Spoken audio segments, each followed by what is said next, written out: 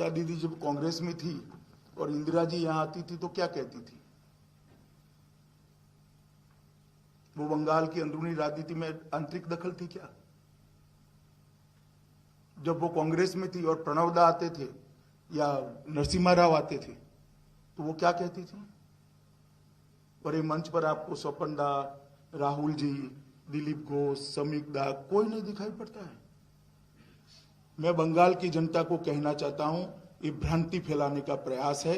ममता दीदी, आपको हराने के लिए किसी को दिल्ली से आने की जरूरत नहीं है। आपके सामने भी बंगाल का धरती पुत्र खड़ा रहेगा, आपके सामने ही भी बंगाल का ही आदमी लड़ेगा और आने वाला मुख्यमंत्री भी बंगाल की मिट्टी का ही मुख्यमंत्री हम बंगाल को देने जा रहे हैं।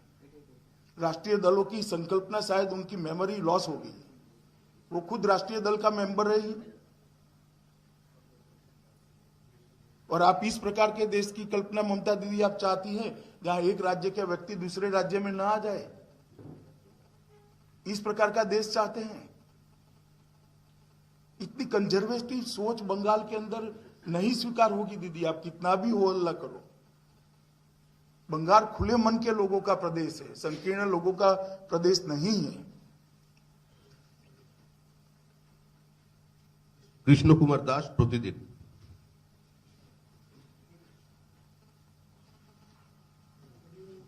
मैं भी आप जो हाथ खड़े करते उसमें से ही बुलाओ। Good evening sir. अब तो आपका सरकार लास्ट 6 साल सीमांत सुरक्षा में बहुत काम किया है, लेकिन बांग्लादेश को जो सीमांत सुरक्षा है इस बारे में आपका क्या चर्चा है, क्या प्लानिंग है, क्या हम लोग जानना चाहता है?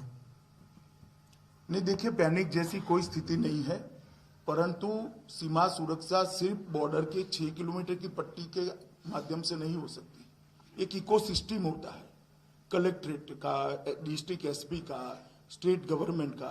जब तक पूरा इकोसिस्टम घुसपैठ के बारे में सीरियस नहीं होता है, घुसपैठ रुक नहीं पाती है।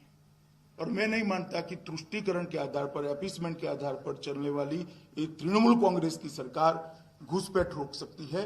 घुसपैठ केवल और केवल भारतीय जनता पार्टी रोक सकती है बंगाल में। बताइए आप। शांतनु चौधरी। रहने दो, मैं करता हूं। अरे बोलो ना, सुना ही पड़ता है मुझे। सर, वो जो जेपी नड्डा के ऊपर हमले के बाद में जो 3 आईपीएस ऑफिसर के ट्रांसफर के बारे में हुआ है, उस पर ममता बनर्जी ये किया गया है कि ये फेडरल स्ट्रक्चर के खिलाफ है और इसके सपोर्ट में भी अरविंद केजरीवाल, अदर सारे लोग इसके सपोर्ट में भी बोले हैं और आज भी ममता बनर्जी किसी लीडर से बात भी किया है। इस पर आप क्या करेंगे? देखिए, केंद्र सरकार ने उनको जो पत्र लिखा है संपूर्ण रूप से संवैधानिक है और कानूनी है। फेडरल स्ट्रक्चर के दायरे में ही लिखा गया पत्र है और उन्होंने नियम को कोट कर जनता के साथ बात करनी चाहिए, केंद्र सरकार के साथ बात करनी चाहिए। ममता बनर्जी बार बार चुनौती दे रही हैं आपको कि आप लोग अगर हिम्मत है तो पश्चिम बंगाल में राष्ट्रपति शासन लगाएं। क्या आपको लगता है कि राष्ट्रपति शासन लगाने जैसी स्थिति है पश्चिम बंगाल में? शायद वो सिंपैथी गेन करने के लिए कह रही है। आप इस पचड़े में मत पड़िए। ये केंद्र और राज्य के बीच का मामला होता है, गंभीर प्रकार की बात होती है। कोई प्रेस कॉन्फ्रेंस में राष्ट्रपति शासन के फैसले नहीं होते। बताइए।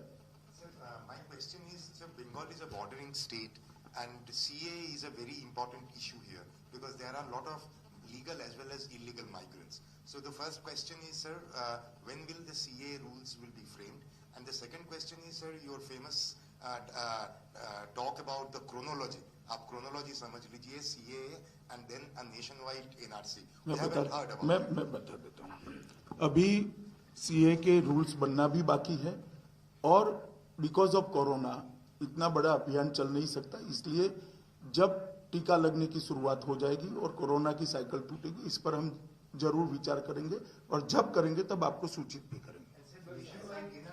मैंने कहा ना पहले, क्रोनोलॉजी में पहला तो समाप्त होने दीजिए।